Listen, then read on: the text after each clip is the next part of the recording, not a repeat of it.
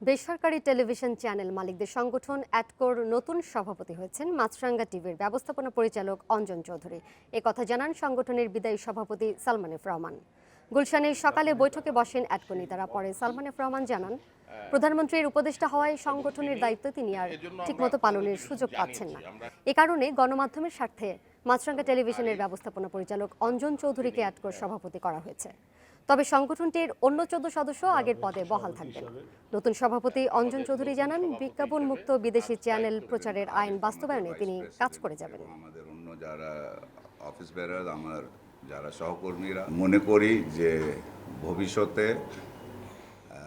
আমি যে কাজটা আমার সহকর্মীদের সহযোগিতা নিয়ে যে কাজটা আমি করেছি, সে কাজটা উনি আমার থেকে আরও ভালোভাবে কিন্তু ইনশাল্লাহ উনি কিন্তু পুরো কমিটির সহযোগিতা নিয়ে, আমাদের অফিস বেয়ারের সহযোগিতা নিয়ে উনি কিন্তু এই নতুন দায়িত্ব পালন করবেন। কিছু কাজ সেটা হচ্ছে, আপনি শুনেছেন যে ক্লিন ফিডের বিষয়টা, ইতিমধ্যেই এটা সরকার ব্যবস্থা নিয়েছে এবং এখন বিষয়টা হচ্ছে একটা ইমপ্লিমেন্টেশন।